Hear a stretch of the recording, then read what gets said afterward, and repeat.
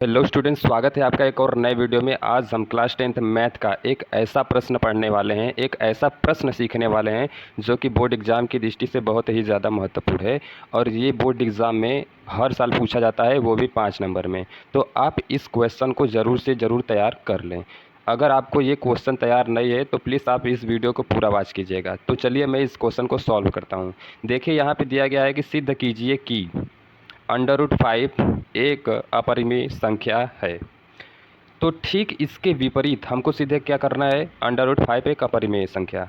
तो हम ठीक इसके विपरीत मान लेंगे, माना √5 एक परिमेय संख्या है, मैंने मान लिया। ठीक है। अब परिमेय संख्या किसे कहते हैं ये आपको पता होगा। परिमेय संख्या हम उसे कहते हैं जिसे हम P/Q के रूप में लिख सकते हैं। यानी जब हम यहाँ पे मान रखे हैं कि √5 एक परिमेय संख्या है, तो √5 को हम लोग P/Q के रूप में लिख सकते हैं। बिल्कुल लिख सकते हैं, कोई दिक्कत नहीं है। यहाँ पे हमने लिख दिया। अब यहाँ पे हम क्या करेंगे, क्या करेंगे, जहाँ P और Q एक सह अभाज्य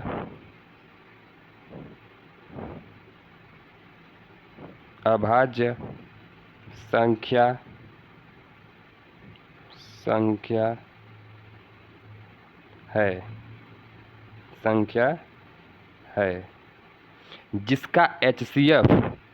जिसका HCF क्या होता है, एक होता है।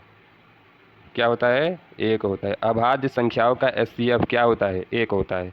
यानी यहाँ पे P और Q एक सह अभाज्य संख्या है जिसका HCF सदैव एक होता है। ठीक है, ये आपने समझ लिया। चलिए अब इसे हम और सरल करते हैं ताकि हमारा क्वेश्चन अच्छे से सॉल्व हो सके। तो देखिए, यहाँ पे हम लिखेंगे दोनों पक्षों में वर्ग करने पर क्या करेंगे, वर्ग करेंगे। इसे आप ऐसे लिख सकते हैं कि दोनों पक्षों में वर्ग करने पर, अब हम दोनों पक्षों का वर्ग कर देंगे। तो √5 है तो √5 का वर्ग कर देंगे इज इक्वल टू P/Q का होल स्क्वायर हो जाएगा। ठीक है।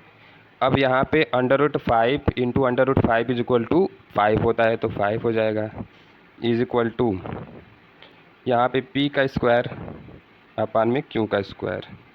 ये आप समझ गए होंगे इतना। ठीक है। अब यहाँ पे नीचे कुछ नहीं है, इसका मतलब नीचे एक होता है, तो यहाँ पे हम क्रॉस मल्टीप्लाई कराएंगे। तो यहाँ पे हो जाएगा P² is equal to 5Q square. ठीक है, आप समझ गए होंगे। अब यहाँ पे आप देखिएगा, यहाँ पे 5 जो है Q स्क्वायर के मल्टीप्लाई में है, तो अगर 5 को हम यहाँ पे गुणा है तो इधर भेजेंगे तो वो बटा हो जाएगा।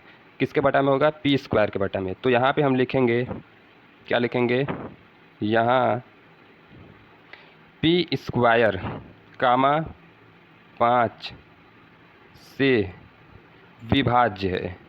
क्या है, विभाज्य है, विभाज्य है। इसलिए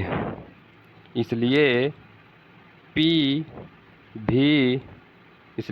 भी 5 से विभाज्य होगा। यहाँ पे मेरे कहने का अर्थ ये है कि यहाँ पे 5 जो है वो मल्टीप्लाई में है किसके, Q स्क्वायर के। तो 5 को जब हम बराबर के इधर भेजेंगे तो वो कहाँ पे आएगा, बटा में आएगा। बटा में किसके आएगा, P² के। यानी कि 5 से P² कट रहा है। तो यहाँ पे मैंने वही चीज़ लिखा है कि P² कामा 5 से विभाज्य यानी कि विभाजित है। इसलिए P भी 5 से विभाजित होगा, ये जायज़ सी बात है। यहाँ पे अब हम इसे जो P² क्या है आपका, P² is equal to 5Q square है, इसे हम समीकरण नंबर 1 मान लेते हैं। क्या करते हैं, 1 मान लेते हैं। अब यहाँ पे हम करेंगे, देखिए ध्यान से देखिएगा। अब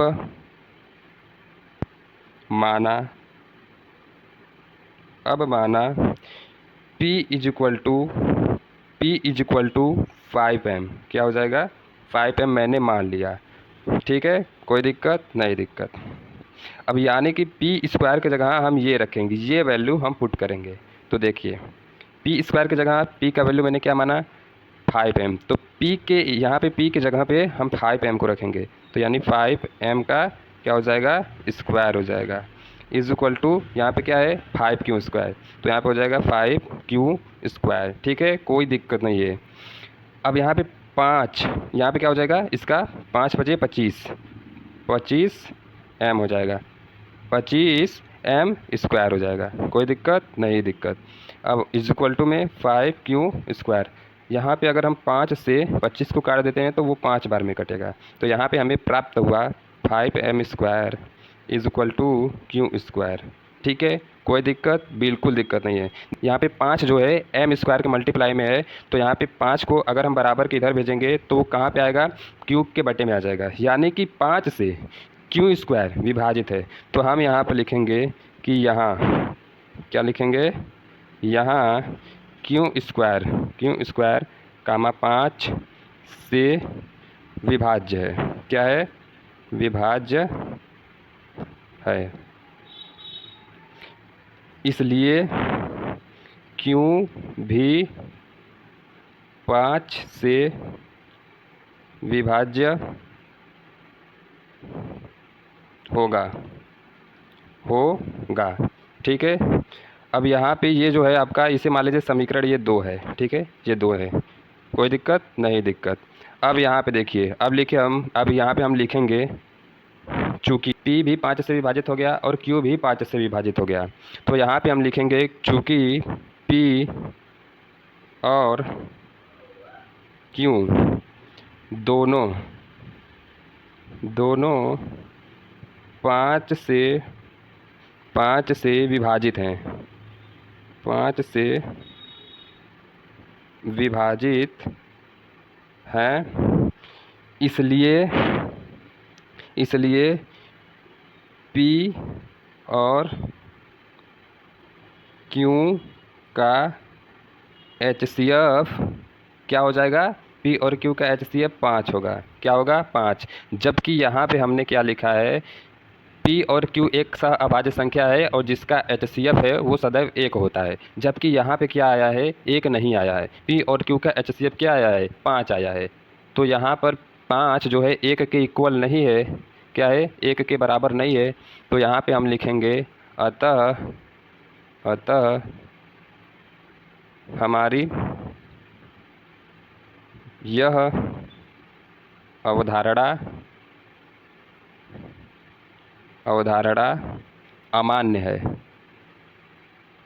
अमान्य है, इसलिए √5 एक अपरिमेय संख्या है। यहाँ पे हमने सिद्ध कर दिया कि अतः हमारी यह अवधारणा अमान्य है, 5 जो है 1 के इक्वल नहीं है, सहअभाज्य संख्याओं का जो HCF होता है वो सदैव 1 होता है, जबकि यहाँ पे 5 आया है, यानी कि 5 1 के इक्वल नहीं है, यानी अतः हमारी यह अवधारणा अमान्य है, इसलिए √5 एक अपरिमेय संख्या है। यहाँ पे आप लिख देंगे इति सिद्धम, यानी कि हमारा जो क्वेश्चन है वो सिद्ध हो गया कि √5 एक अपरिमेय संख्या है। उम्मीद है ये वीडियो आपको अच्छा लगा होगा। अगर वीडियो थोड़ा सा भी अच्छा लगा है तो प्लीज़ वीडियो को लाइक करें एंड चैनल को सब्सक्राइब करें और बेल आइकन को ज़रूर प्रेस कर लीजिएगा, ताकि मेरा हर आने वाले वीडियो का नोटिफिकेशन आपको सबसे पहले मिले। तो मिलते हैं किसी और नेक्स्ट वीडियो में, तब तक के लिए bye bye and take care.